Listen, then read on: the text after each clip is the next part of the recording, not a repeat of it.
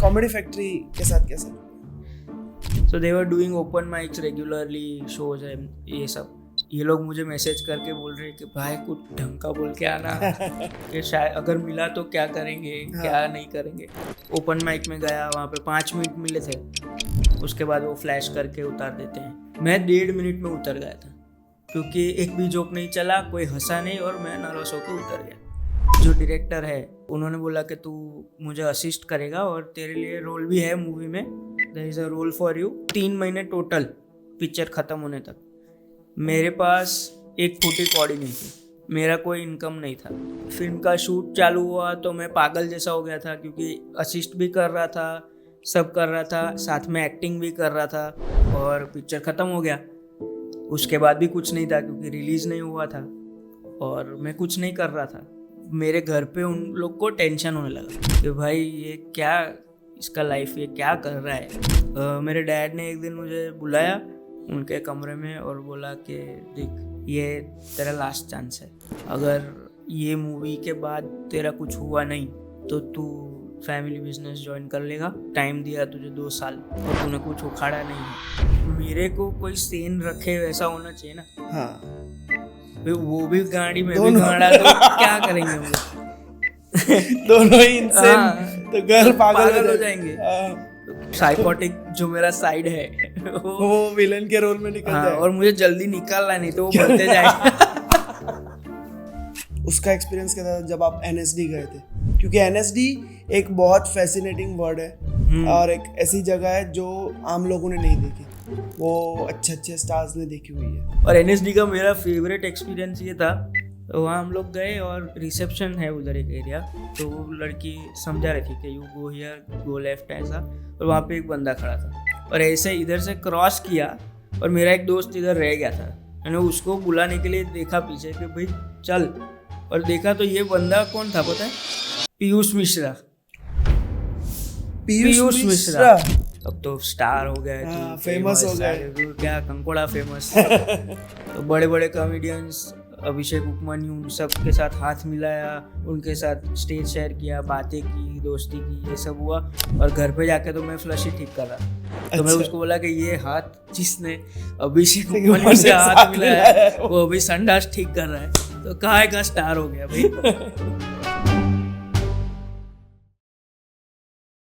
तो आज के जो हमारे गेस्ट है वो एंटरटेनमेंट फील्ड के एक मल्टी टैलेंटेड आर्टिस्ट है। आज हम बात करेंगे ओम भट्ट से। उन्होंने काफ़ी गुजराती फिल्म्स में एक्टिंग भी की है और कई मूवीज लिखी भी है। वो एक थिएटर आर्टिस्ट भी है और ज़्यादातर as a stand up comedian जाने जाते हैं। तो आज उनके वही एक्सपीरियंसेस फिल्म इंडस्ट्री के, कॉमेडी के और थिएटर्स के हम आपके साथ शेयर करेंगे। उनकी अनकॉमन जर्नी मेरे लिए बहुत अनकॉमन है। एंड तक पॉडकास्ट देखना, आपको भी मज़ा आएगा। ओम भाई, अनकॉमन में आपका स्वागत है। और फेमस बन के कैसा लग रहा है? अरे नहीं, अभी उतना फेमस नहीं हुआ हूँ कि अच्छा लग सके, पर अच्छा लग रहा है। हमारे हिसाब से तो आप फेमस ही हो, इसलिए हम पूछ रहे हैं क्योंकि हमें भी मन करता है फेमस बनने का। तो जो लोग फेमस हैं उनसे पूछते हैं कि पहले क्या था और अभी कैसी है ज़िंदगी? ज़िंदगी तो ऐसी ही है जैसी पहले थी, क्योंकि अभी भी मैं 11 बजे उठता हूँ, 2 बजे तक रेडी होता हूँ, काम पे जाता हूँ। पर हाँ, उतना हो गया है कि लोग आके फोटोज खिंचाते हैं, शोज के बाद मिलने आते हैं, DM करते हैं इंस्टाग्राम पे कि मज़ा आया, आप बहुत अच्छा काम करते हो। हाँ। तो ये सब देख के मज़ा आता है कि you are touching so many lives at just a go. So yeah I like that. But to be very frank, मैं फेमस होने के लिए कभी भी ये सब नहीं करना चाहता था। मैं बस ये सब करना चाहता था क्योंकि इसी में मज़ा आता है और यही एक चीज़ है जो आती है। अच्छा, तो मतलब ऐसा ही था ऑलवेज के एक्टिंग करना है या एंटरटेनमेंट फील्ड में जाना है, लोगों को एंटरटेन करना है, और बाकी जो भी है वो तो दैट्स बोनस। ट्रू। आपका इंस्टाग्राम बायो में आपने लिखा हुआ है लिविंग द ड्रीम। या तो क्या है आपका सपना और उसे कैसे जी रहे हो आप? सो जब भी मैंने इंस्टाग्राम बनाया था तभी ये लिखा था ऐसे ही living the dream. So my parents used to teach me about self talk and manifestation and क्या बोलते हैं कि the power of the spoken word हाँ वगैरह वगैरह, वो सब में वो बहुत मानते थे। ऐसा सब कैसेट वैसेट सुनाते थे वो अच्छा अंग्रेज लोग आके नहीं सिखाते थे हाँ। कि आप ये कर सकते हैं। हाँ सो वो सब था, तो कब कहीं ना कहीं वो मेरे दिमाग में था कि इफ आई से इट आउट लाउड शायद हो जाए। ट्रू हो जाए। और वैसा ही हुआ कि I wanted to live this life कि मैं काम कर रहा हूँ, शूटिंग पे जा रहा हूँ। तो शुरुआत में भी ऐसा था कि मुझे लोगों को फ़ोन पे बताने में बहुत मज़ा आता था कि जब भी फ़ोन आता है कि ओम क्या कर रहा है, तो शूटिंग कर रहा हूँ, तो मजा। इतना अच्छा लगता था शुरुआत में, अभी भी लगता ही है।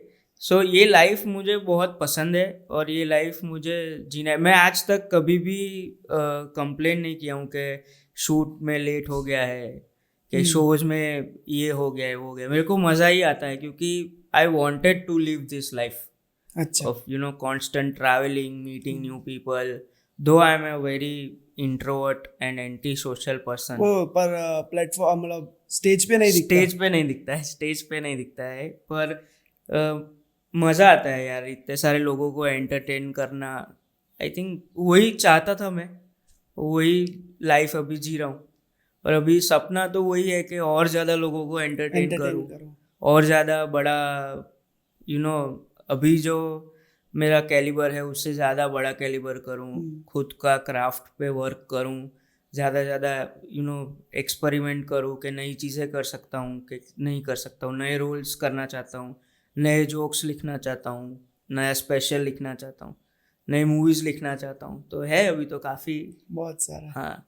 तो आपकी स्कूलिंग लाइफ कैसी थी? क्योंकि मेरा ऐसा मानना है, मेरी स्कूलिंग लाइफ में मुझे उतना अटेंशन नहीं मिला।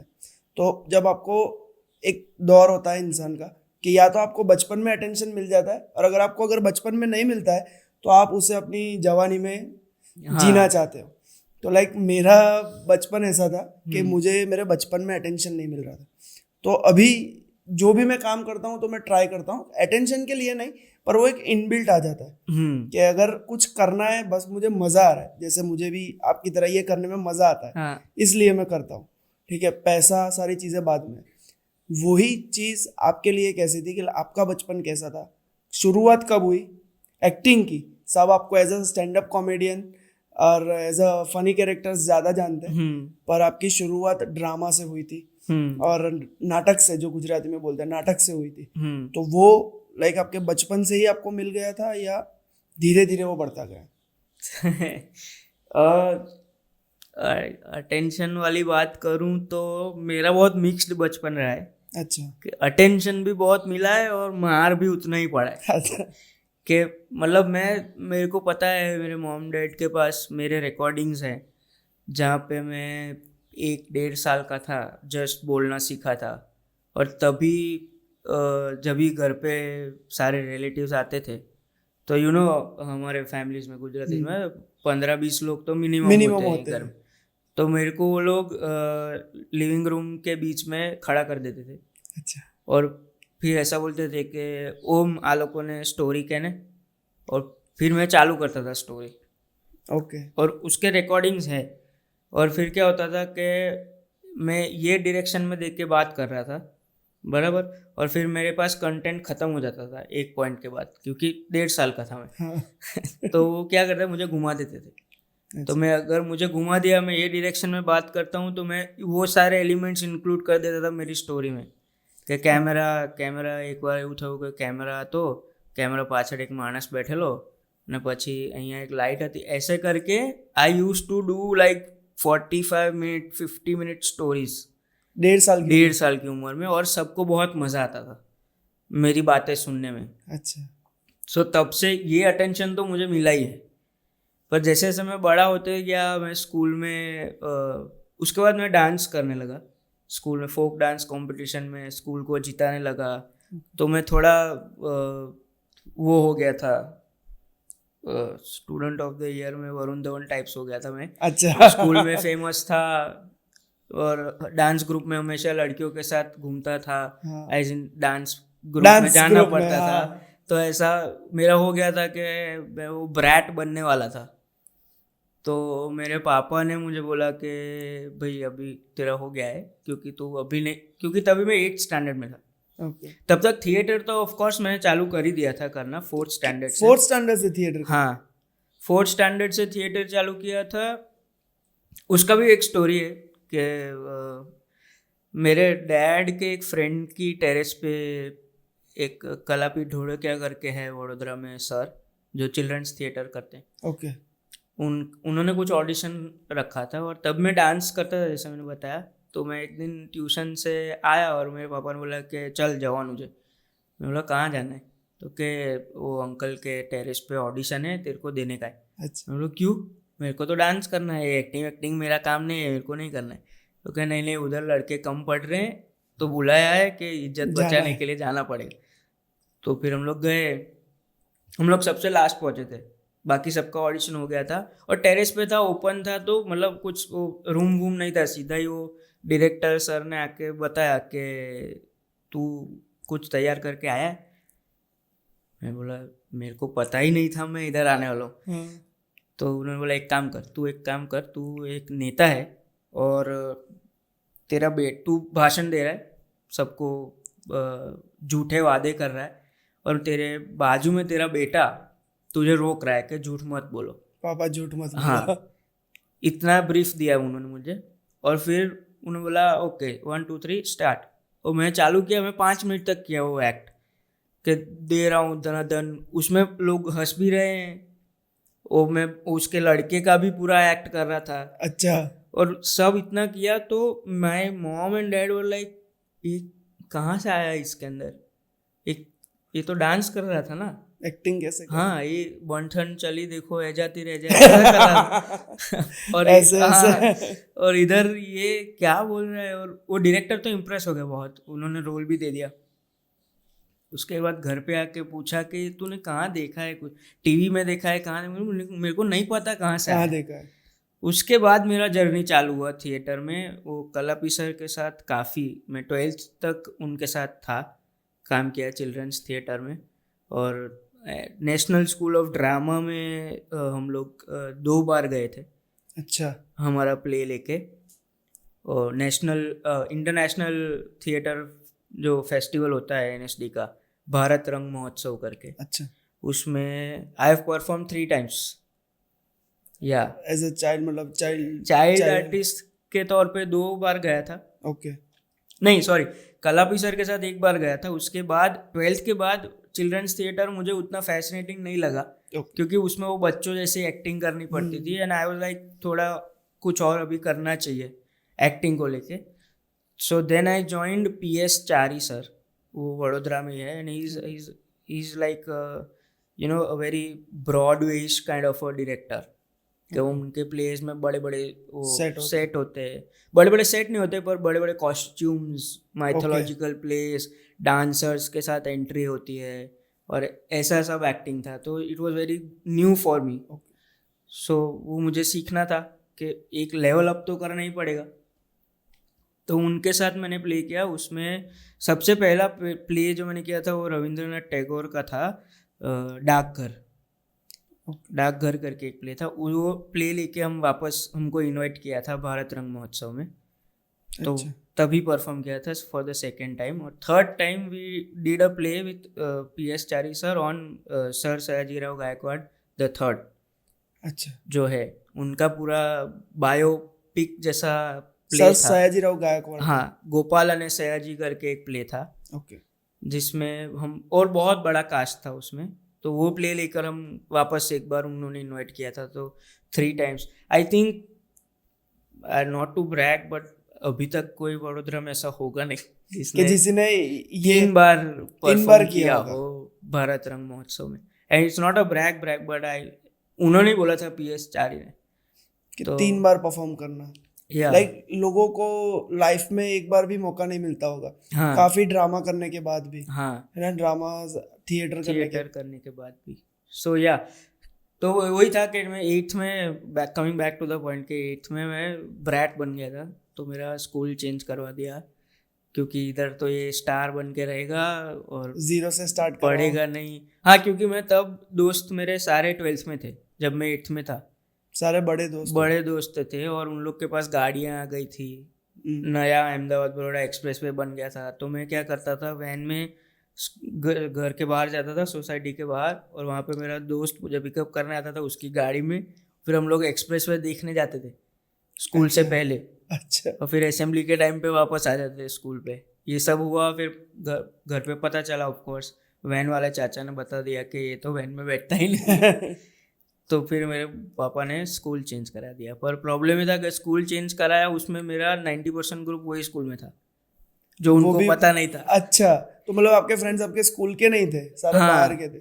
सो मतलब जानते थे, क्योंकि मैं स्कूल सर्किट में काफ़ी पॉपुलर हो गया था because of my dance things and hanging out with all those गेड़ी गुंडास। तो वैसा ही था। फिर वहाँ से, हाँ, तो मतलब वही कि उसके बाद मार पड़ना बहुत चालू हुआ मुझे। ट्वेल्थ में, नाइन्थ में बहुत मार पड़ा, क्योंकि तभी मैं सर के यहाँ ट्यूशन में जाता था, उपेंद्र सर के। तो उसमें फ़नी ये हुआ कि 6 महीने के बाद पेरेंट्स मीटिंग हुआ। ओके। और वहाँ तो लेके जाना पड़ता है, तो मैं लेके गया उपेंद्र सर के पास मम्मी को, और सर मुझे पहचाने ही नहीं, क्योंकि मैं ट्यूशन गया ही नहीं था। 6 महीने से, जब से चालू किया था तब से मैं ट्यूशन ही नहीं गया था। तो उसके बाद वापस पापा को पता चला कि ये तो આવી રીતે नहीं चला। फिर उसके बाद मेरे को हीरो सर के वहाँ रखा, क्योंकि 10th था ऑफ कोर्स। पहले तो ये सब एक्टिविटीज़ मेरा बंद करवा दिया, सारी नो प्लेस डांस कुछ नहीं, सीधा पढ़ाई करो, क्योंकि पास तो होना ही पड़ेगा, जरूरी है।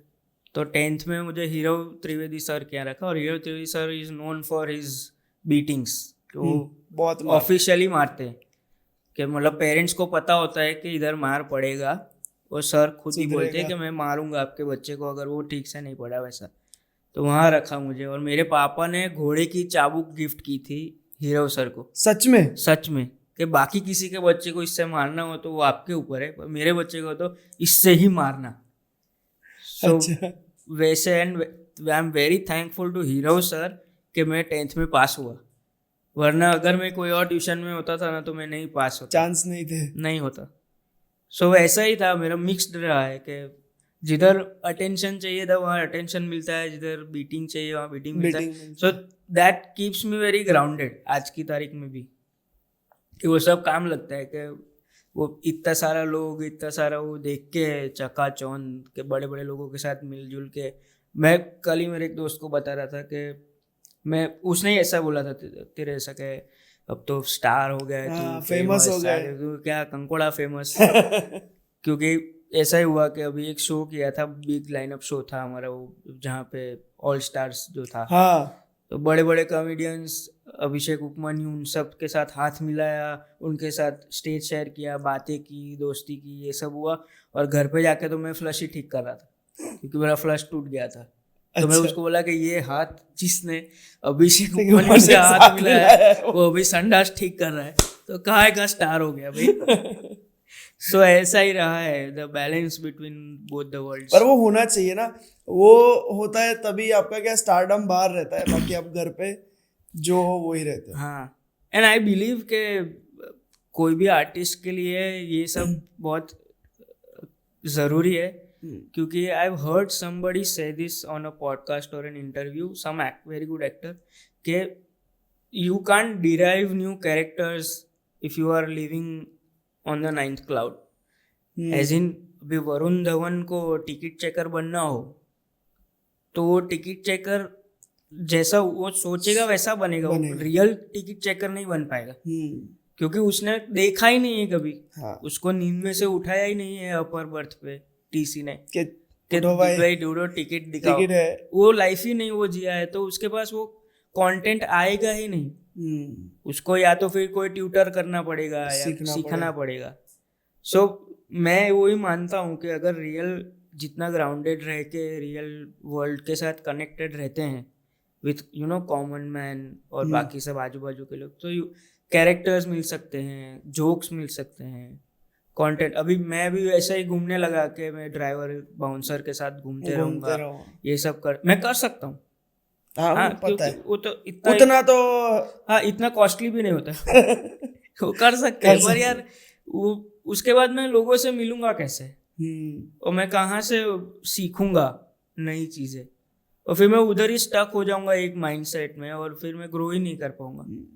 सो दैट इज व्हाट हाँ, मतलब अभी लास्ट जो पॉडकास्ट पे आए थे ना, वो रेडियो मिर्ची में काम करते हैं, और उनके साथ बात करते हुए हमने यही चीज़ शेयर की थी. मैंने कहा था कि जब आदमी की सीखने की इच्छा कम हो जाती है तब वो Cloud9 पे चला जाता है. हाँ, है ना, कि उसकी अब उसे लगता है, तब वो ईगो या फिर वो आ जाता है कि अब मैं स्टार हूँ, ये हूँ, वो सारी चीज़ें तभी आती है. तो ड्रामा का जो आपका एक्सपीरियंस है, जो आपने परफॉर्म किया, वो उसका एक्सपीरियंस क्या था जब आप NSD गए थे? क्योंकि NSD एक बहुत फैसिनेटिंग वर्ड है, और एक ऐसी जगह है जो आम लोगों ने नहीं देखी, वो अच्छे अच्छे स्टार्स ने देखी हुई है. हाँ. तो वो आपके लिए कैसा एक्सपीरियंस था? बहुत बढ़िया था यार, बहुत बढ़िया था. मैं जब चिल्ड्रंस प्ले के साथ गया था तब तो मैं खुद 11th में था. सो तब मेरे पास उतना नॉलेज भी नहीं था कि ये मैं कहाँ हूँ, ये जगह का वैल्यू नहीं था मुझे, क्योंकि बच्चा था यार मैं, मेरे को नाटक करना था और फ्री में घूमने मिल रहा था दिल्ली में, वैसे ही गया था पिकनिक के तौर पर. जब मैं 2 साल के बाद ये चारी सर के प्ले के साथ गया ना, तब मुझे रियलाइज़ हुआ कि भाई ये तो बहुत क्रेजी चीज़ है, बड़ी जगह. कि ये यहाँ आने के लिए लोग तरसते हैं, मैं दूसरी बार आ रहा हूँ. और वहाँ पे क्या होता है कि एवरी स्टेट से प्लेज आते हैं, ओके, और every day there are like 2-3 performances in different auditoriums. So हम लोग एक दिन जल्दी पहुँच गए थे, तो हमने एक उड़ीसा का प्ले देखा था, जो उनका उधर का बेस्ट प्ले था और बहुत अच्छा था. उन लोग से मिले, फिर वो लोग हमारा प्ले देखने बैठे थे. ओके, और उसके बाद क्या होता था, एक सेशन होता था प्रॉपर NSD कॉलेज में नेक्स्ट डे परफॉर्मेंस के बाद, और वहाँ पे हम लोग को बिठा के वहाँ के स्टूडेंट्स और टीचर्स हमसे सवाल पूछ रहे थे कि आपने ये कैसे किया. मतलब वहाँ के स्टूडेंट्स, ओके, वो हमसे सीखना चाहते थे. हम जो आए थे खाली एक प्ले करने के लिए, उनसे भी वो लोग सीखना चाहते थे कि what was the reason behind this entry, what was the reason you did this movement, how did you get into this character, rehearsal कैसे करते थे, ये सब सवाल पूछे थे. और तब मुझे रियलाइज़ हुआ कि यार नहीं यार, ये तो बहुत बड़ी चीज़ है. और NSD का मेरा फेवरेट एक्सपीरियंस ये था कि तीसरी बार जब हम गए थे, तो यही सेशन होता ही है हर बार क्वेश्चन आंसर्स होते हैं. हाँ, तो आप लोग भी पूछते हो? हाँ, हम लोग भी पूछते हैं, पर वो यूजुअली होता है उन लोग को हमसे ज़्यादा सीखने के लिए. सीखना हो. हाँ, तो हम लोग दूसरे दिन सुबह, हमारा कुछ 9 बजे का था वहाँ पे सेशन, तो 9 बजे से पहले हम लोग पहुँच गए थे ऑफ कोर्स, क्योंकि वो सबको देखना था, वहाँ से बुक्स खरीदनी थी, ये सब जितना हो सके. तो वहाँ हम लोग गए, और रिसेप्शन है उधर, एक एरिया रिसेप्शन काउंटर है, उधर हम लोग गए और पूछा कि we are here for the Q&A session for Gujarat play Gopal and Sayaji. तो वो लड़की समझा रही थी कि you go here, go left, ऐसा. और वहाँ पे एक बंदा खड़ा था. फिर वहाँ से उसको पूछ के हम लोग निकले, तो सपोज ये बंदा खड़ा है, ये काउंटर है, हम लोग इधर थे, और हम लोग सब मस्ती में थे कि ये मस्त प्ले गया ये वो. और अभी तो आ गया था, हाँ, थर्ड टाइम था, तो मैं तो तो अभी पूरा तो senior टूर हो. गाइड जैसा हो गया था, हाँ, कि senior हो. मेरे को पता है इधर जाने का है ये सब. और ऐसे इधर से क्रॉस किया, और मेरा एक दोस्त इधर रह गया था, मैंने उसको बुलाने के लिए देखा पीछे कि भाई चल, और देखा तो ये बंदा कौन था पता है? पीयूष मिश्रा. पीयूष मिश्रा वो उधर खड़ा था काउंटर पे, और वो छोटा सा इतना वो फोन लेके किसी को सीरियसली फोन कर रहा था.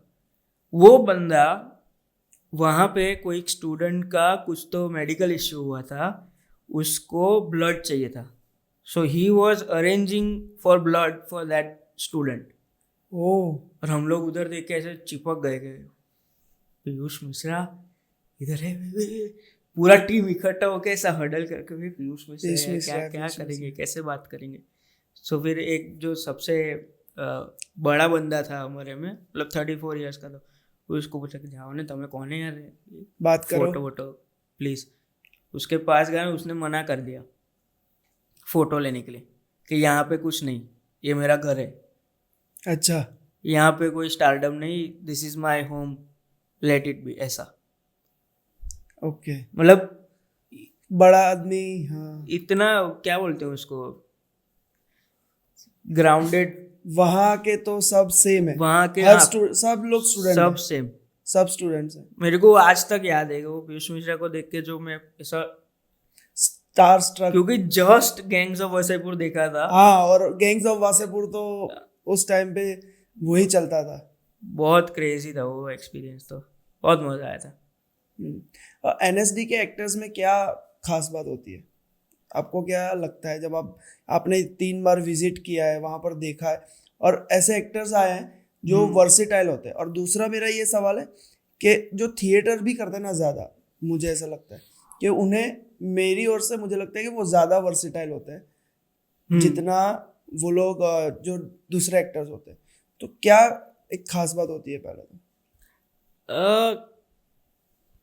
सी एनएसडी या कोई भी थिएटर स्कूल या थिएटर कॉलेज या यूनिवर्सिटी के स्टूडेंट्स जो होते हैं, उनका क्या बोलते हैं कि जो लाइफ होता है, जैसे फॉर एग्जांपल इंजीनियरिंग कॉलेज में हम लोग हैं, तो हम लोग का रेगुलर एक वो होता है कि इतने बजे जाओ, ये क्लास करो, ये सब करो। और ये सब क्यों होता है, ताकि जब तुम जॉब करो कोई भी जगह पे इंजीनियरिंग कॉलेज में, तो तुम्हारा वो प्रैक्टिस हो रहा है। ओके, ऐसा कोई मूवी में ही देखा, सिल्वेस्टर स्टेलोन ऐसा समझाता है ओके, कि तुम लोग कॉलेज को इतना गाली देते हो, इतना स्ट्रिक्ट देते हो, पर स्कूल और कॉलेज में वही होता है कि उन लोग को गारंटी होता है कि ये बंदा रोज आएगा, काम करेगा, वापस जाएगा, दूसरे दिन वापस आएगा। उसका प्रैक्टिस होता है कॉलेज। ओके, और साथ में नॉलेज मिलता है कि क्या काम करना है। तो वैसे ही इन लोग का काम है कि आओ, पढ़ो, नाटक सीखो, और फिर वापस घर जाओ, वापस आओ। सो उनका जो लेवल ऑफ क्या बोलते हैं, जो लेयर होता है टैलेंट का, वो इतना शार्प हो गया होता है प्रैक्टिस करके। जो बाकी एक्टर्स जो स्कूल में नहीं गए हैं उनके लिए टफ होता है, क्योंकि उनको टाइम निकाल के ये सब करना पड़ता है। वॉइस एंड स्पीच एक्सरसाइजेज है या कोई भी एक्सरसाइज, जो भी स्किल्स है हाँ, आपको डेवलप करनी है, वो करने के लिए टाइम निकालना पड़ता है। इन लोगों को ऑलरेडी वही करना है 3 साल। So that makes a difference. 3 साल में अगर मैं शिद्दत से मेरे क्राफ्ट पे वर्क करूं, तो मैं शायद ब्रेक्स में करके भी 1 साल जितना स्ट्रांग हो सकते हो। उन लोग 3 इयर्स में 3 इयर्स जितना स्ट्रांग हो जाते। So that is their USP. और प्लस वो जो वर्सेटाइलिटी का बात है, तो उसमें क्या है कि theatre is an actors medium. उसमें डायरेक्टर का उतना नहीं होता है जैसे film is a directors medium, जिसमें एक्टर का उतना नहीं होता है। Basic the final word is the directors. So theatre में क्या होता है कि 2 घंटे का प्ले है, तो 2 घंटा स्टार्ट होता है, उससे 1 मिनट पहले तक डायरेक्टर कंट्रोल में होता है। उसके बाद it is just the actors and auxiliary service, auxiliary help, मतलब जो मेकअप, हेयर आर्ट जो भी है। तो इसीलिए क्या होता है कि एक्टर उतना रिस्पॉन्सिबल हो जाता है। उसको जो मतलब वो कैसा है कि 2 बच्चे, एक बच्चे को बोला कि देख पप्पा आवे नहीं ત્યાં સુધી તારે અહીંથી હલવાનું નથી, और दूसरे बच्चे को कुछ बोला ही नहीं, तो वो कुछ भी करेगा, जो मर्जी है वो करेगा, और ये बोलेगा कि जब तक पप्पा नहीं आते मैं यहाँ से नहीं हिलूंगा। सो ये जो लॉजिक है वही प्ले में होता है कि डायरेक्टर 1 सेकेंड पहले तक बोलता है कि it is now up to you, इतना प्रैक्टिस किया है, इतना सब सिखा दिया है मैंने आपको, अब आपको बस वो करना है। और एक्टर वो रिस्पॉन्सिबिलिटी लेके परफॉर्म करता है कि उसके साथ इतने सारे लोगों का भी काम दिख रहा है, इतने सारे लोगों का लिंक्ड है फ्रीक्वेंसी, और प्लस डायरेक्टर का विजन उसे पोर्ट्रे करना है। फिल्म एक्टिंग में क्या होता है कि डायरेक्टर अपना विजन निकलवा लेता है, एक्टर को खाली उसका जितना काम है काम उतना उतना करना करना होता है। होता है। सो ये फर्क है। अगर कोई सीधा कैमरा पे जाएगा ना, वो बहुत ही केओटिक तरीके से एक्टिंग करेगा, वो स्ट्रीमलाइन नहीं कर पाएगा अच्छा। या तो एक्सप्लोर नहीं कर पाएगा। मतलब जो ऑर्डर्स आए उस हिसाब से ही फिर। हाँ, और दूसरा मतलब ये मेरा थियरी है, और दूसरा ऐसा है कि थिएटर के अंदर 1 महीने का प्रैक्टिस, उसमें रीडिंग, पूरा 2 मतलब 100 पेज का स्क्रिप्ट है या 50 पेज का स्क्रिप्ट है, मुंह पे करना, खड़े होके बोलना, एक्टिंग करते, वो जो पूरा प्रोसेस है ना, वो एक्टर को ऐसा ट्रेन कर देता है कि रिफ्लेक्स में आ जाता है। तो क्या होता है कि अगर डायरेक्टली ऑन कैमरा गए हुए एक्टर्स को तुम स्क्रिप्ट दोगे ना, तो वो 2 सेकंड में नहीं पढ़ पाएगा।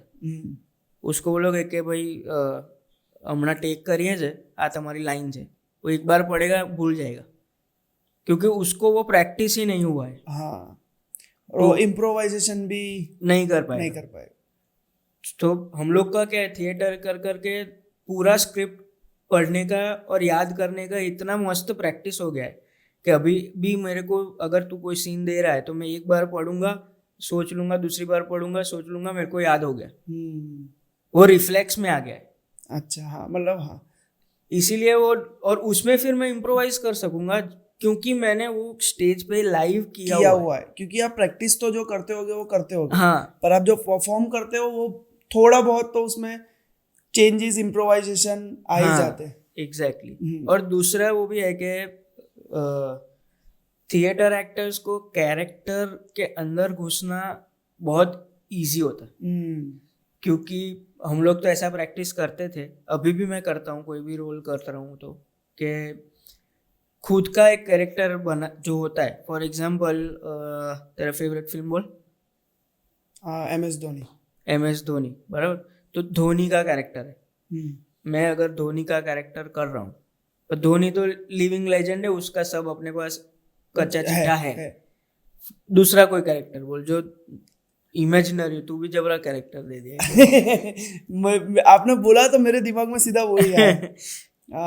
दूसरा फैजल, गैंग्स ऑफ वासेपुर। हाँ, फैजल। तो अभी फैजल का कैरेक्टर जो प्रैक्टिस हम लोग करते थे, उसमें कैसा है कि मेरे पास फैजल आया स्क्रिप्ट के हिसाब से, मूवी के हिसाब से, तो वो सीधा आया जब भी मूवी में आता है कि गंजेड़ी है, ये है, वो है, और नशे करते रहता है, वो उसका फर्स्ट सीन था मूवी के अंदर।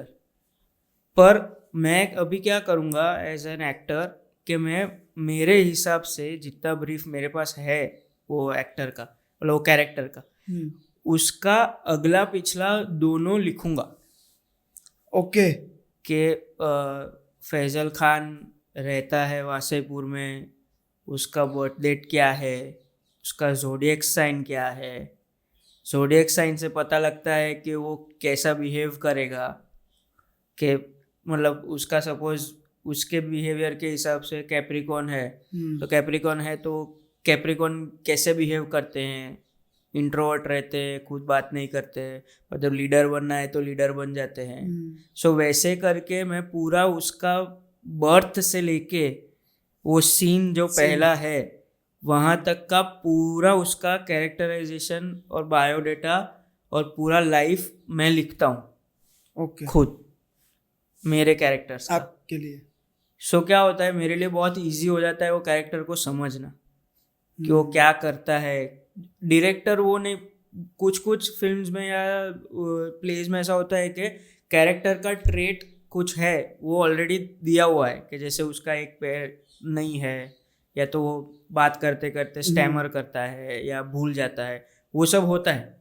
तो वो सब ट्रेट्स तो मैं डालूंगा, पर और मेरे हिसाब से as an actor what do I bring to the table, मुझे कास्ट क्यों किया है, जो मैं ही कर सकता हूँ इसीलिए मुझे कास्ट किया है, तो वैसी चीज़ें मैं डालूंगा अंदर कि ये कैरेक्टर ऐसा करता है, ऐसा क्यों करता है, क्योंकि उसकी लाइफ में ये इंसिडेंट हुआ था।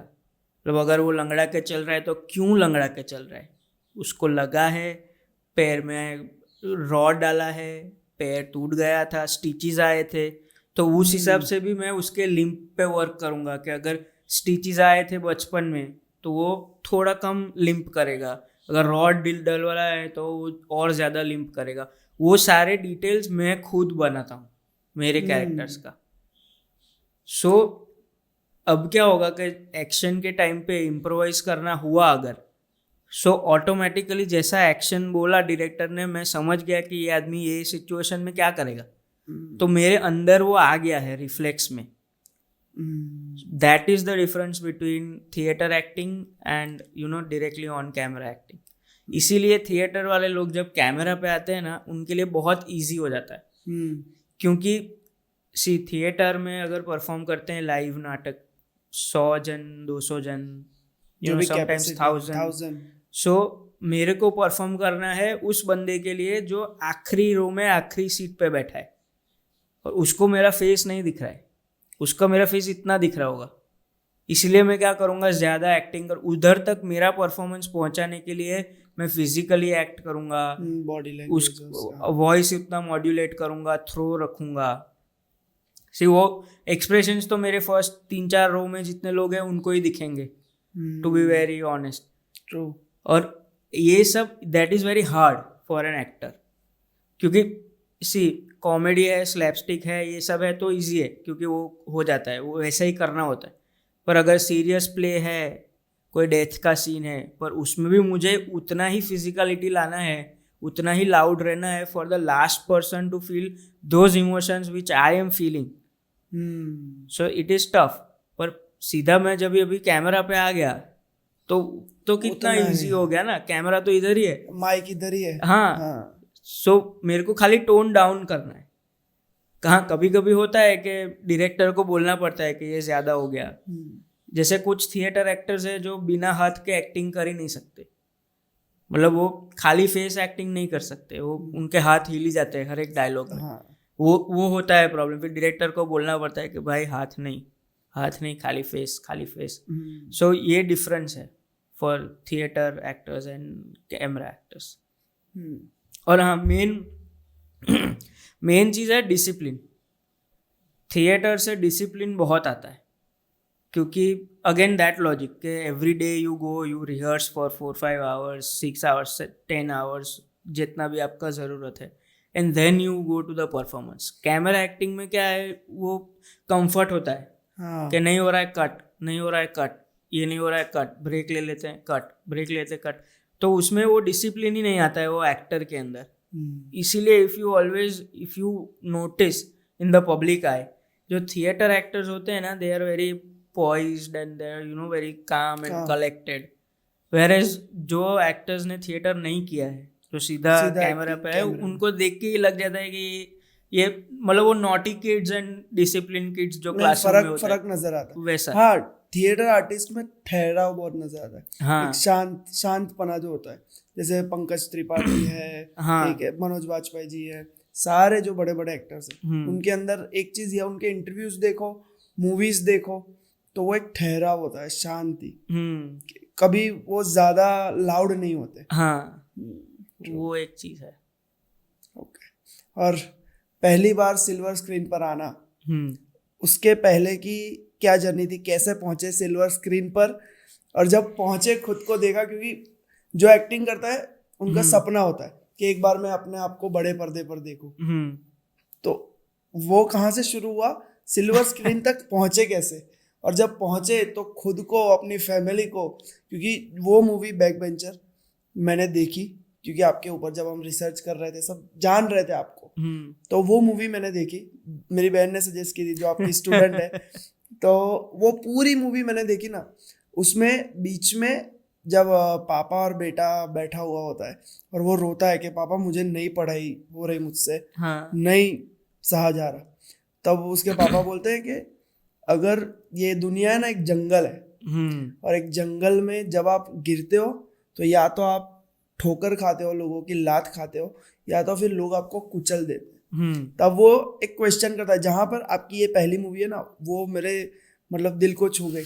तो वो लड़का एक सवाल पूछता है कि पापा, जब कोई बंदा गिरता है तो उसकी तो हमें मदद करनी चाहिए, तो दुनिया क्यों उसको लात मारती है, या फिर क्यों कुचल देती है।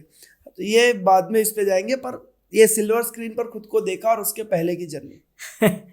बहुत इंटरेस्टिंग है क्योंकि ये पिक्चर मेरे लिए, ये मूवी इतना स्पेशल है क्योंकि मैंने 12th ख़त्म किया और कॉलेज में था और उतना खास पढ़ लिख नहीं रहा था, और जब भी जो डायरेक्टर है उन्होंने बोला कि तू मुझे असिस्ट करेगा और तेरे लिए रोल भी है मूवी में, because I like your work. उन्होंने मेरा काम पहले देखा हुआ था लाइव शोज वगैरह में, तो उन्होंने बोला कि you will act, there is a role for you, but you will also have to assist me. So तब क्या था कि हमारा शूटिंग कुछ 1-1.25 महीना चला था, और जैसे पता ही है कि majority of the shoot was in villages और गांव में या बाहर सब जगह पे था।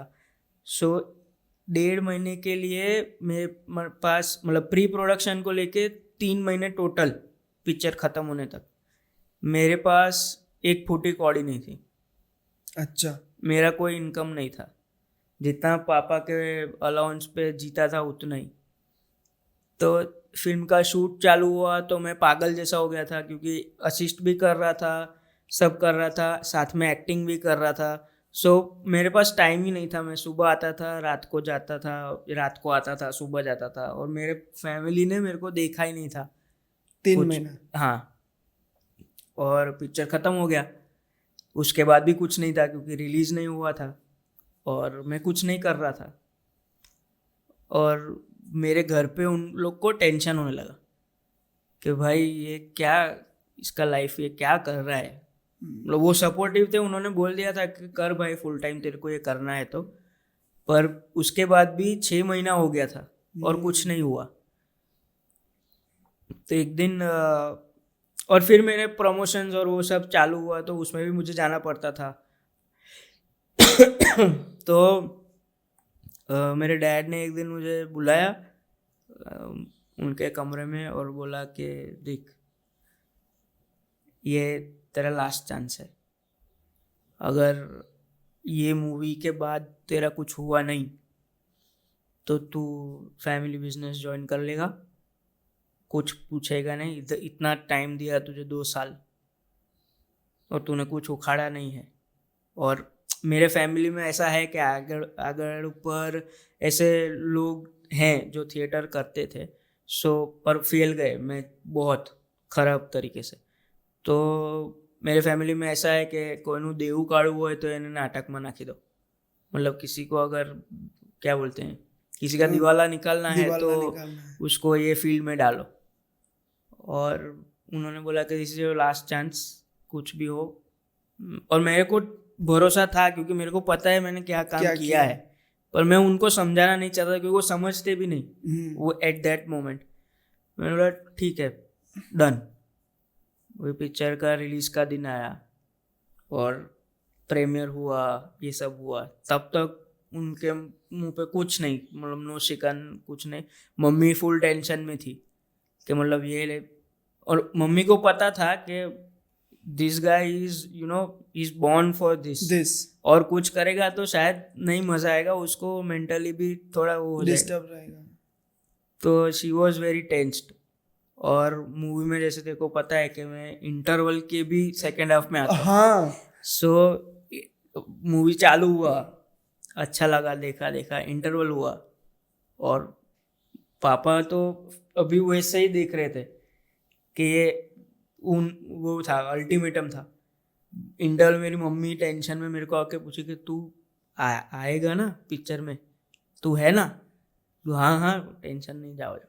फिर पिक्चर देखा और पागल हो गए लोग क्योंकि वो एंड सीन में लोग रो रहे थे। लिटरली मैं खुद, जब वो लड़के ऐसा बैठा हुआ था और उसने जब टिकट मांगा और जो निकला ना, तो वो सब रो रहे थे और सब आए। और फिर पापा आए और उन्होंने तभी आके मुझे हक कर दिया उधर ही थिएटर में। तो नहीं, अब मेरे को तेरे पे भरोसा है, तू कुछ तो करेगा तो कर, तेरे को जो करना है। उसके बाद भी टेक्निकली कुछ नहीं हुआ कि I just got together with comedy factory. तभी भी मेरा वो लर्निंग फेज था। Even TCF was growing at that point of time. So तभी भी मैं शोज वगैरह करता था पर वेरी स्मॉल स्केल वैसा था, तभी भी कुछ नहीं हो रहा। उसके बाद ऐसा हुआ कि ट्रांस मीडिया करके अवार्ड्स हुए, और अवार्ड्स में मैं गया नहीं ऑफ कोर्स, क्योंकि खुद के खर्चे पे जाने का था। ओके। तो मैंने बोला मैं क्यों जाऊँ, प्रोडक्शन भेज नहीं रहा है तो मैं नहीं जाऊँगा खर्चा करके। और उस दिन रात को हम लोग डाइनिंग टेबल पे बैठ के सब खिचड़ी खा रहे थे, और एकदम से मेरा फ़ोन बजना शुरू हुआ, बैक टू बैक कॉल्स आ रहे। पहले दो तो मैंने उठाया ही नहीं ऑफ कोर्स, क्योंकि खाते खाते डिस्टर्ब करे कोई पसंद नहीं। तो बहुत सारे आए तो मैंने उठाया तो वो जो क्रिश है लड़का फिल्म में जो lead छोटा है, लड़का उसने बोला कि अरे ओम भाई તમને अवार्ड मिली गयो है। उसके बाद प्रोड्यूसर का फोन आया, डायरेक्टर का फोन आया कि भाई तेरे को अवार्ड मिल गया है, तू कहाँ है? मैं तो घर पे खिचड़ी खा रहा हूँ। और उसके बाद फिर और उनका वो क्या बोलते हैं कि स्ट्रांग हो गया बिलीफ के know this guy can do things in this field, और उसके बाद तो there is no looking back right now. काफी ज्यादा मतलब आपकी स्टोरी भी फिल्मी स्टोरी है। हाँ वो जबरदस्त मतलब। और कॉमेडी फैक्ट्री में कैसे मतलब आप जुड़े, स्टैंड अप करते करते जुड़े? और स्टैंड अप का सफर भी कैसा था? क्योंकि पहला आपका हाफ है वो है डांस, हाँ ठीक है, एक कहानी है आपके बचपन की जो एज अ डांसर है, फिर एक कहानी है जहाँ पे आप थिएटर करते हो एक पोर्शन में, फिर आप मूवी तक पहुंचे और साथ साथ आपने स्टैंड अप कॉमेडी चालू की। तो वो स्टैंड अप कॉमेडी का सफर कैसे हुआ और फिर ये कॉमेडी फैक्ट्री के साथ कैसे जुड़े? सो बैक बेंचर रिलीज हो गया था, उसके बाद मित्र गढ़वी जो मेरा फ्रेंड है, लॉय की तरह सब जानते हैं उसे, और अब तो काफ़ी अच्छे फिल्म्स कर रहा है। सो उसने एक प्ले लिखा है मतलब अभी भी है, और उसको वो प्ले करना था। और उसने मुझे बोला कि तू ऑन बोर्ड आ जा, हम लोग ये प्ले करते हैं, मैं डायरेक्ट करता हूँ, तू एसोसिएट डायरेक्टर बन, आई विल डू इट। मैंने बोला ओके। फिर कास्टिंग प्रोसेस में घुसे, ये वो हुआ। तो उसमें 2 ही जन की मतलब गर्ल एंड बॉय का बात है, listen we need to talk play का नाम था। तो उसमें दीप वैद्य जो कॉमेडी फैक्ट्री में, उनको कास्ट किया हम लोग ने एज द लीड। और जो फीमेल लीड थी उसमें कृपा व्यास करके एक लड़की थी, अभी तो she is in London I guess. So उनका कास्ट किया, और वो जो रिहर्सल हो रहा था ना, तभी Deep was in comedy factory. Okay. So they were doing open mics regularly, shows है ये सब। सो रिहर्सल में हम लोग मस्ती करते रहते हैं ना कि ये वो ऐसा चल रहा है। तो उसमें दीप ने बोला कि यार you are funny, you should try stand up, open mic में आ कभी एक आध दिन। मैंने बोला ओके। फिर मैंने प्रिपेयर किया एक सेट जैसा जोक्स का, मतलब 4 मिनट जैसा, और ओपन माइक में गया, वहाँ पे 5 मिनट मिले थे। उसके बाद वो फ्लैश करके उतार देते हैं कि मतलब वो सबके 5-5 मिनट होते। ओके। मैं 1.5 मिनट में उतर गया था, क्योंकि एक भी जोक नहीं चला, कोई हंसा नहीं, और मैं नर्वस होकर उतर गया।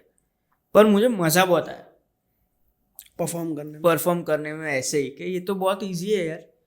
फिल्म के लिए क्रू चाहिए, एक्टर्स चाहिए, थिएटर के लिए क्रू चाहिए, स्टेज चाहिए, मतलब सेट चाहिए, ये सब मेकअप चाहिए, इसमें कुछ नहीं चाहिए, खाली माइक चाहिए। माइक चाहिए और मेरी बातें चाहिए। तो बहुत मज़ा आया। उसके बाद मैं रेगुलरली ओपन माइक्स करना चालू किया, और जोक्स बनाए, लिखा, 10 मिनट 20 मिनट जोक्स लिखे। तब तक क्या हुआ था कि ये यूट्यूब का क्रेज चालू हो गया था after of course TCF and कटको एंड एवरीथिंग। सो मेरे कॉलेज के जो दोस्त थे उन्होंने बोला कि हम लोग भी एक चैनल चालू करते, तू तो ये सब करता ही है, तो लेट्स स्टार्ट अ चैनल। तो हम लोग ने एक चैनल चालू किया, मास्टरपीस डायरेक्शन करके, ये यूट्यूब चैनल। उसमें गेल सपास करके एक सीरीज चालू किया हम लोग ने, देखा है मैंने। हाँ, so that was like the first series of Gujarat at that point of time on YouTube. Okay. तभी कोई सीरीज बनाता नहीं था, वीडियोस ही बना। तो काफ़ी मतलब ठीक ठाक चल रहा था, कॉलेजेस में फेमस हो गए थे हम लोग आर्टिकल्स आने लगे थे। सो उसके बाद हमने सोचा कि चलो लाइव करते हैं, लाइव शो करते हैं। तो हम लोग ने एक लाइव शो बनाया जिसमें स्टैंड अप है, स्किट है, ऐसा करके एक पूरा पैकेज शो Ready बनाया, किया। टिकट बेचा तो फुल हो गया बाय गॉड्स ग्रेस, खर्चा निकल गया, पैसा कमाए हम लोग उसमें।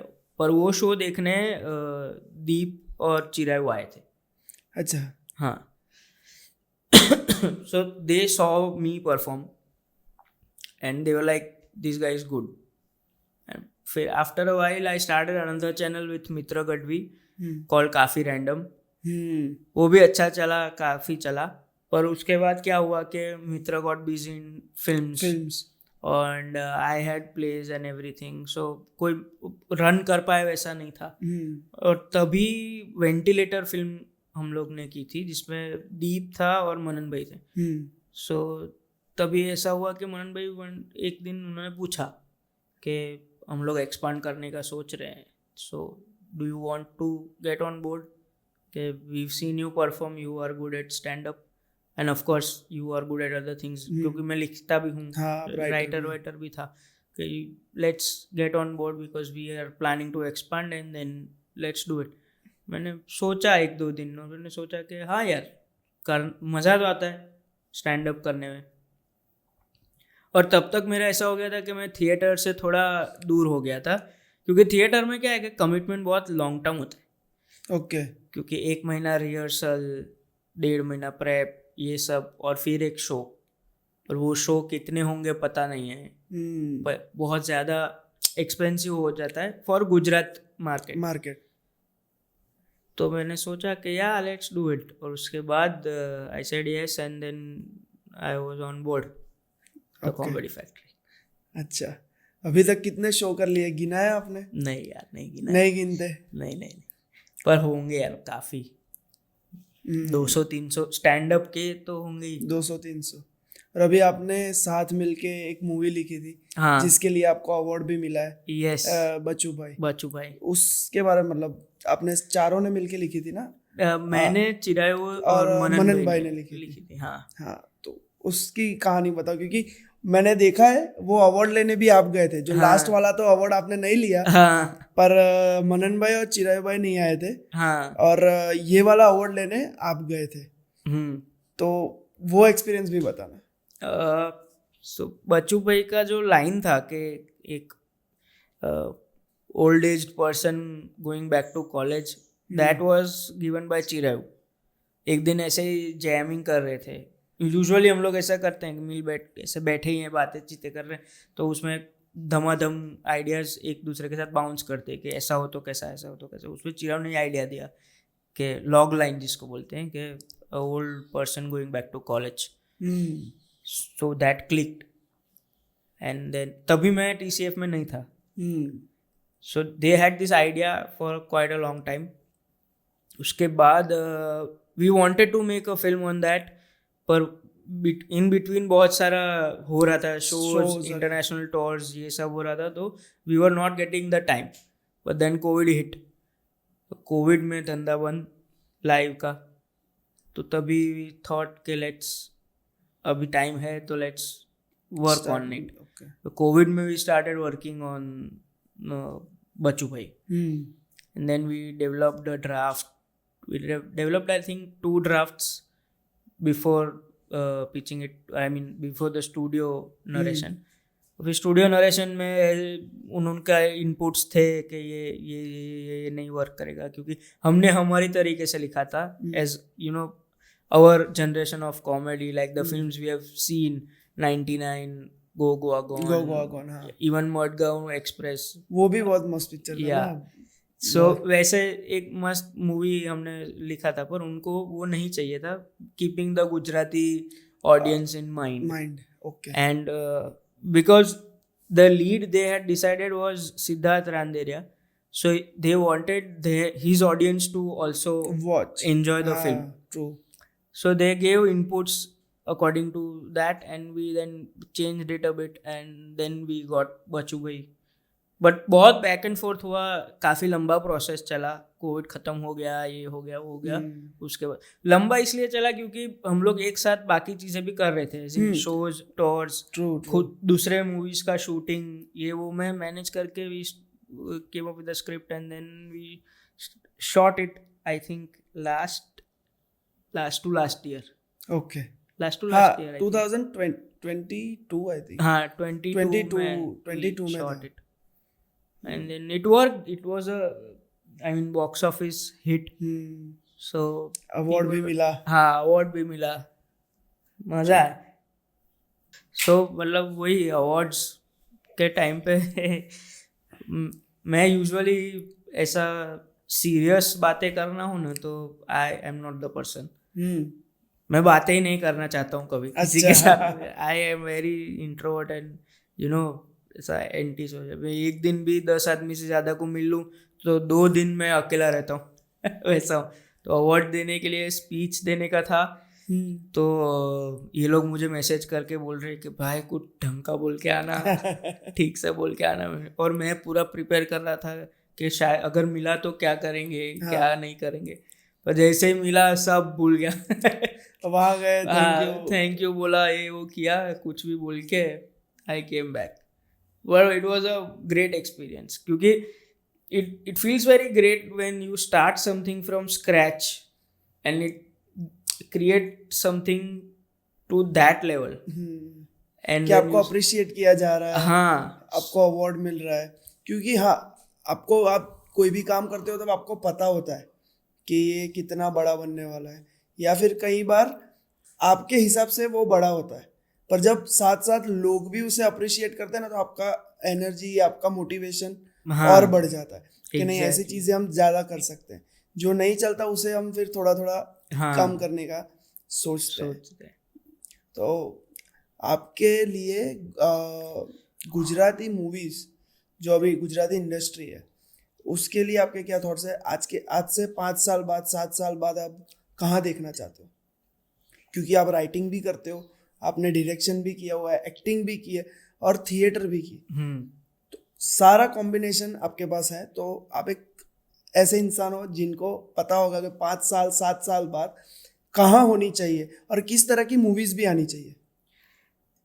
5 साल 7 साल के बाद मैं गुजराती फिल्म इंडस्ट्री को वैसे देखना चाहता हूँ जैसे आज हम मलयालम सिनेमा को देखते हैं, मराठी सिनेमा को देखते हैं या तेलुगु सिनेमा को देखते हैं कि यार वैसा होना चाहिए कि जो हो रहा है कि you know Bollywood wants a Gujarati film script, you know artists around the world are praising Gujarati cinema for what they are making because see working in the film industry I know that there is immense talent and immense you know art enthusiast people जो अपनी बातें कहना चाहते हैं एक तरीके से, एक सलीके से, और वो अभी थोड़े कंस्ट्रेंट्स हैं because the industry is very young according to me right now. तो और 5-10 साल में तो I think Gujarati cinema is going to make wonders because see बाकी सारी इंडस्ट्रीज गुजरात में आना चाहती है, गुजरात मार्केट टैप करना चाहती है। सी if you see there is Bollywood films based on Gujarat, shot in Gujarat with Gujarati characters, so that means that our market has that potential. It is just that the makers will have to you know buckle up and थोड़ा हिम्मत करके थोड़ा out of the box ideas करना पड़ेगा। अभी मेरे हिसाब से क्या हो रहा है कि और जो होता ही है you know in a growing industry that they want to get to the level of Bollywood films. They don't want to create their own level altogether. If you see Telugu cinema, Bollywood wants to get to that level. There's a difference. We right now want to get to Bollywood level. But Bollywood wants to remake Avesham or remake Pushpa. You know कि उन लोग जो stunts कर रहे हैं वो रोहित शेट्टी को करने हैं, वैसी बात है। सो और अभी जो जनरेशन ऑफ मेकर्स हैं I think if they are given budget and because the audience is now very intelligent. वो बात गया पुराने जमाने का कि ऑडियंस डम है, उनको समझ में नहीं आता आ रहा है. है. वो नहीं है, क्योंकि ऑडियंस कंतारा भी देख रहा है, ऑडियंस वो डार्क भी देख रहा है, ओपनहाइमर भी देख रहा है, यू नो. और एक्सेस उतना है कि वो हाँ. सारी चीजें देख रहे हैं. मम्मी पापा लोग स्ट्रेंजर थिंग्स देख के खुश हो रहे हैं, तो उसका मतलब है कि वो अभी उनको वो चाहिए. गुजराती में अगर ऐसा कुछ बने तो true, they will watch it. So धीरे धीरे वो ब्रेक करेंगे और कर रहे हैं. Because if you see Vash, that is a brilliant Gujarati film. उसके ऊपर मूवी भी बनी फिर बॉलीवुड में. उसके ऊपर शैतान बनी. Then there is Kasoombo, which is a historical period film. वैसे बहुत सारी है. एक मच्छू करके फिल्म है which is very dark, based on the Machchhu dam calamity. So वो बन रही है, वो आएगी. सो धीरे धीरे वो तो कर ही रहे हैं कि न्यूअर स्टोरीज आ ही रही है.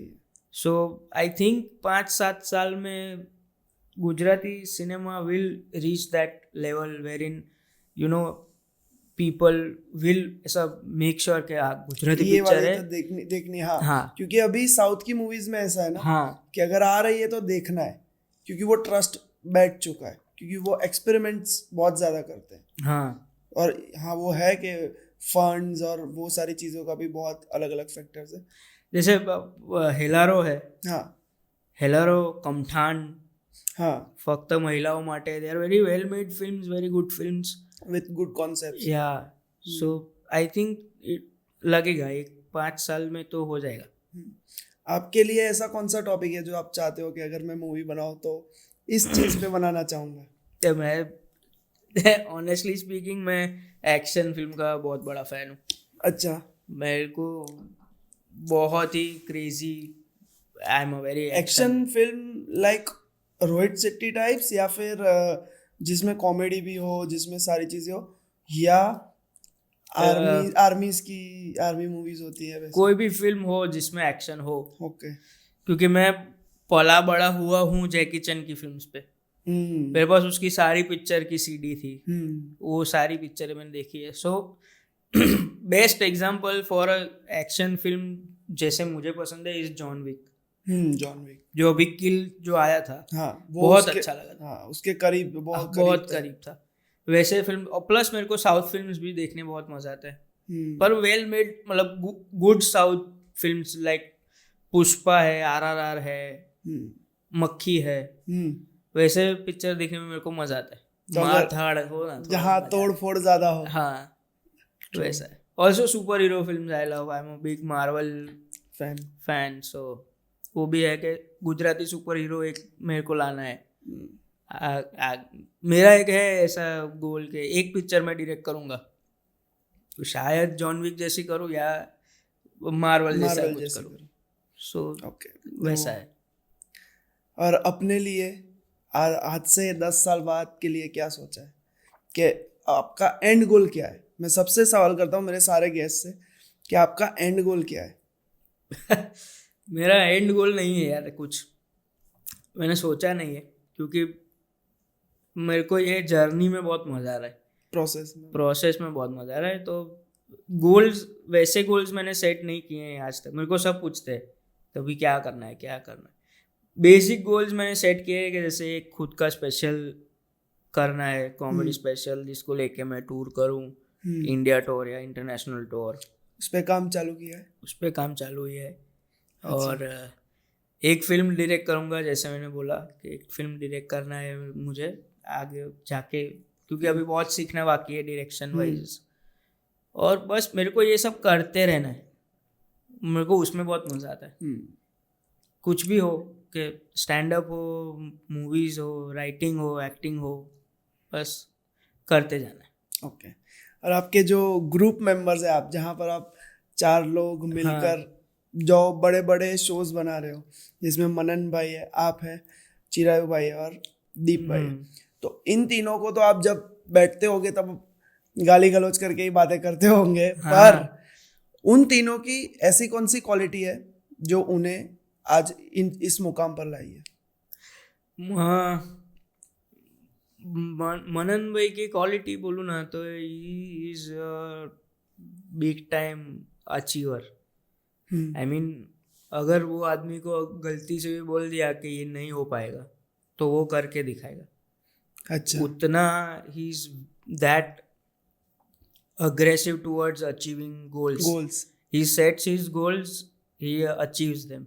जैसे लवारी का था तो he wanted कि I want to make a a podcast. It's kind of with live podcast. live है? podcast, मैंने yeah. देख के मुझे तुरंत पता चल गया कि यही कॉन्सेप्ट है, लाइव पॉडकास्ट. और उनका थिंकिंग मुझे बहुत पसंद इसलिए है क्योंकि उन्होंने बोला पॉडकास्ट तो सब करते हैं, हम बड़ा कैसे करें.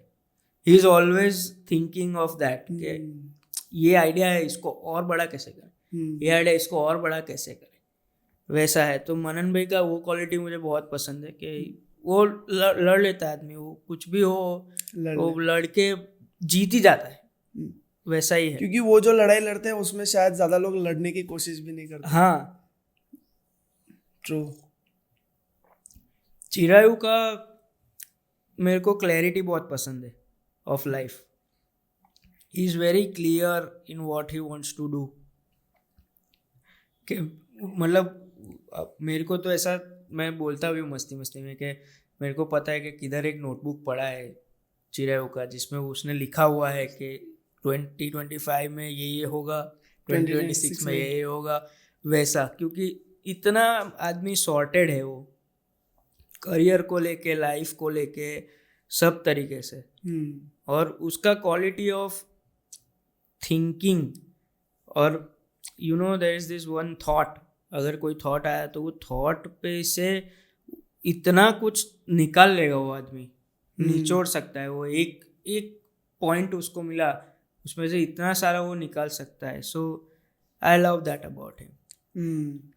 दीप का भी वैसा है. Deep is like he is also a fighter, he is a crazy level fighter. और दूसरा उसका एक जो थिंकिंग उसका कैसा है कि अगर ये नहीं हो रहा है तो वो कहीं से भी रास्ता ढूंढ के वो कर देगा.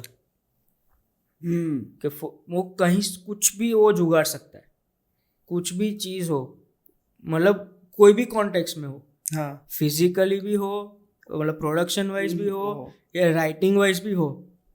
जब भी मैं अटकता हूँ ना तो मैं उसको पूछता हूँ कि मैं इधर अटका हूँ, कुछ देना थॉट. वो ऐसा कुछ जुगाड़ के देगा मुझे सोच के कि मेरा काम हो जाएगा.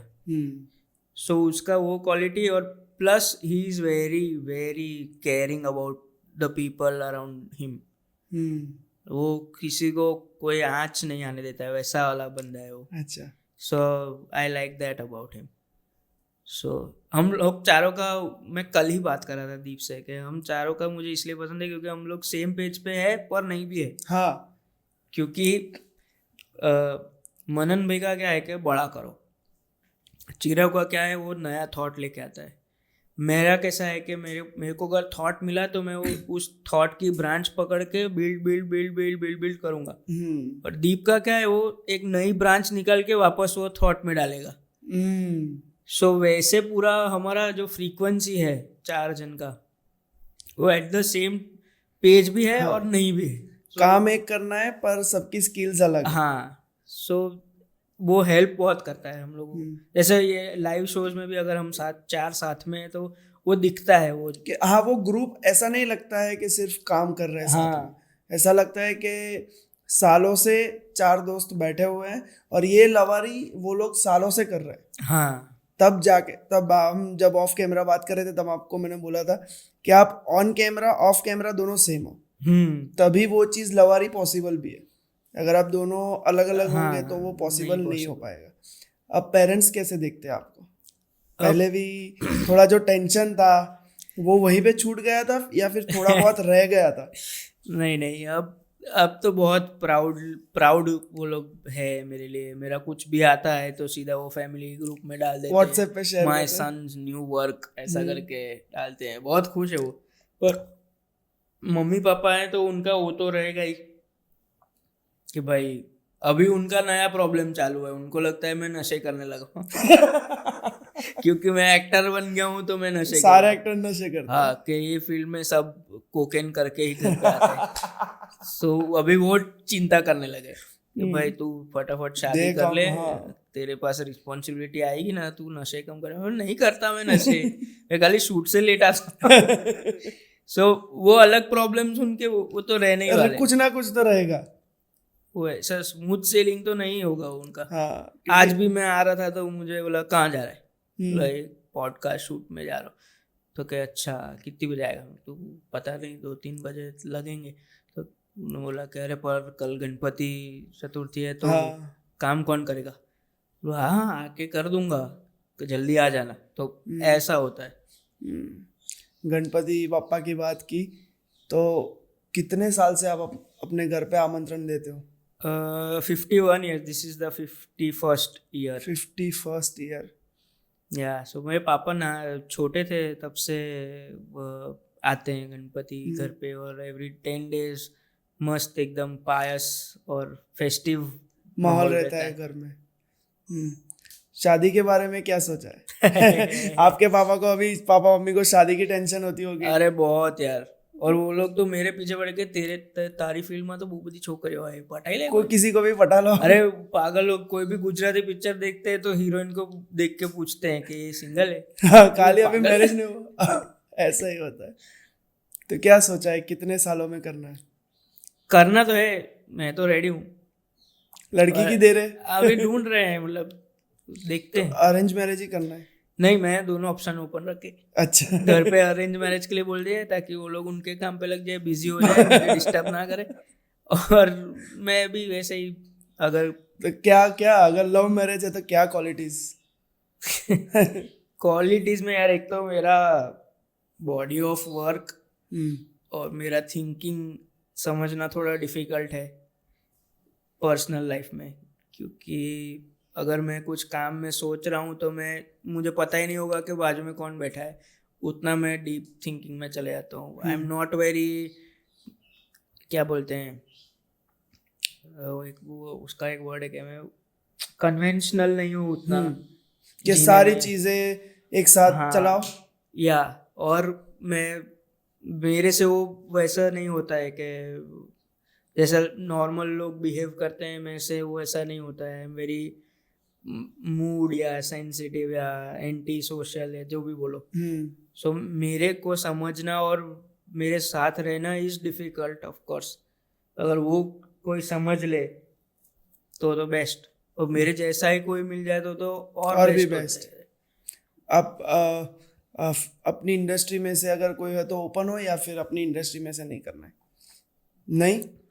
नहीं, सी मैंने ऑब्जर्व किया है बहुत कि सेम फील्ड में होना और पार्टनर्स को वो कभी कभी नड़ जाता है, मेरे according to my observation. So I want somebody else from some other field, okay, some other field or whatever they are into, but not this field, because I know this field is very erratic and there is no mental stability.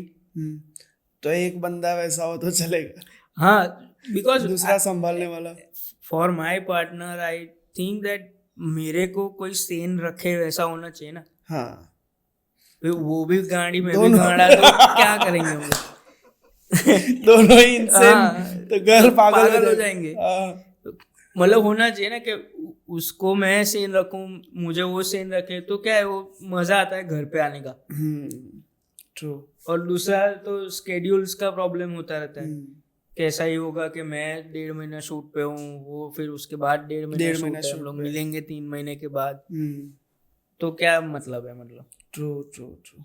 आपकी एक नई movie आ रही है, हाँ, friendo मतलब friends. तो उसके लिए थोड़ा कुछ बताइए कि क्या कैरेक्टर है आपका? बाबलो चोकोबार। हाँ, इस बार पहली बार मैं विलन के रोल में प्ले कर रहा हूँ।